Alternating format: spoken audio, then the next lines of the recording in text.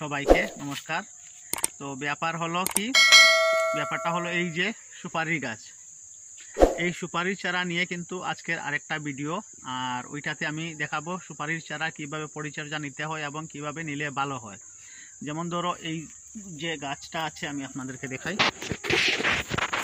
এই যে সুপারির গাছ আছে, ওই পাতাটা শুষ্ক পাতাটা কিন্তু আমাদের হাত দিয়ে ম্যানুয়ালি ফেলাটা অনেক ভালো, কারণ ওই পাতাটা কিন্তু এমনি পড়তে ওর অনেক অসুবিধে হয়। আর ওইখানে কি হয়, কুয়াশার জল টল জমা থাকার কারণে কি হয়, পিঁপড়ে জমা হয়। আর পিঁপড়ে জমা হলে কিন্তু গাছের সত্যানাশ হয়ে গেল। যেমন ধর আমি দেখাই আরেকটাতে, এই যে সারা, এই যে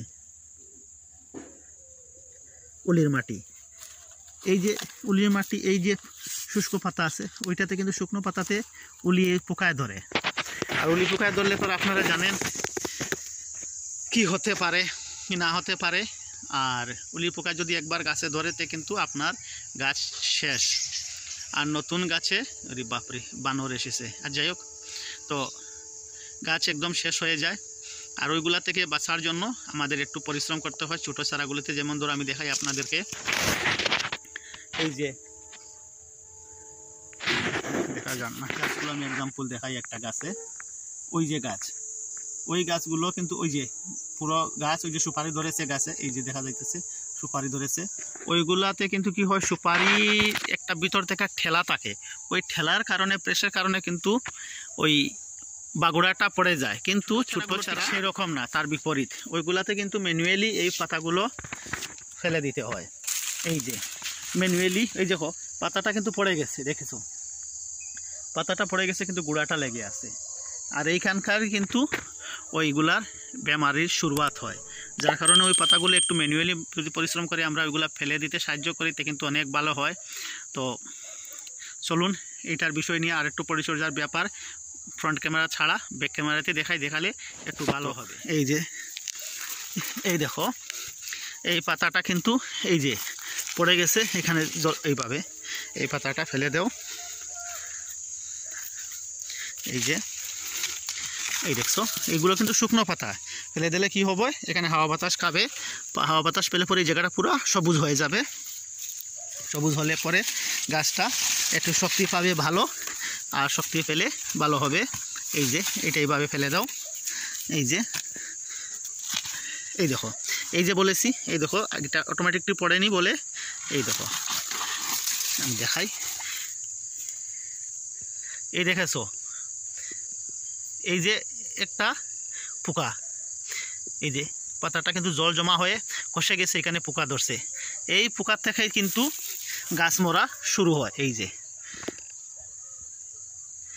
এইগুলো হলো কিন্তু পোকা। তো এগুলো আমরা ছোটো থাকতে যদি যতক্ষণ হাত দিয়ে পাওয়া যায় ততক্ষণ এগুলো এইভাবে পরিষ্কার করে নিতে হয়। পরিষ্কার করে নিলে ওই পোকাগুলো আর জমা থাকতে পারবে না।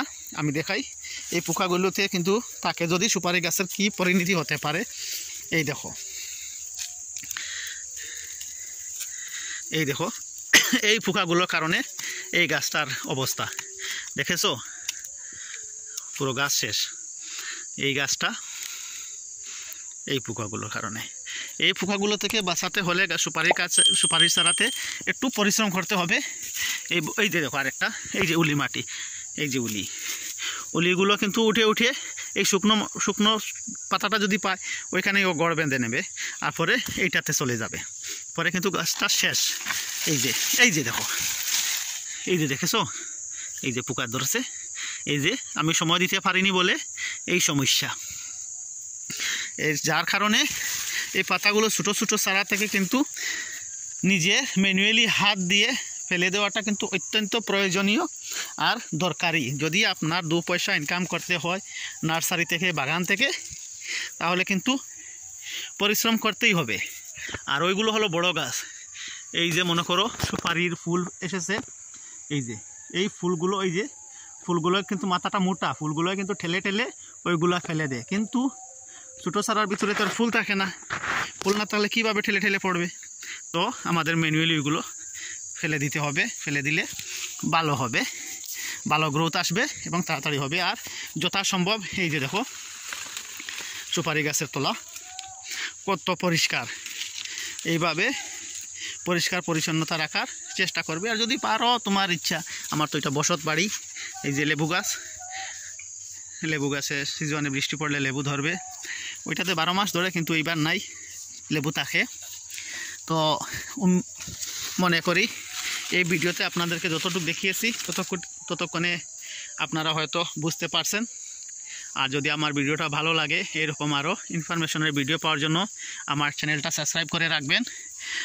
আর সাবস্ক্রাইব করলে আরও নোটিফিকেশন পাবে। আর এই যে দেখো গোবর, আমি কিন্তু কোনো ধরনের ফার্টিলাইজার খুব একটা প্রয়োগ করি না। এই যে গোবর সব ন্যাচারালি, এই যে গোবর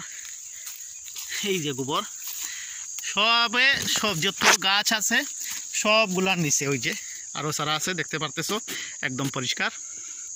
আমি কিন্তু সব গাছতলায় গোবর সারের প্রয়োগ করি। গোবর সার ছাড়া অন্য কিছু আর দেই না। তো আপনারাও আশা করি গোবরটার প্রয়োগ বেশি করবে। গোবর প্রয়োগ করলে এমনিতেই সুপারির চারাতে গ্রোথ আসবে। আর আশা করি এতটুকুতেই আপনি আমার ভিডিওটা বুঝতে পেরেছেন। আর আগামীতে আরও ভালো ভালো ভিডিও নিয়ে আসার চেষ্টা করব। তো অবশ্যই আপনারা আমার চ্যানেলটা সাবস্ক্রাইব করে রাখবেন। এতক্ষণ আমার সঙ্গে থাকার জন্য thank you for watching this video.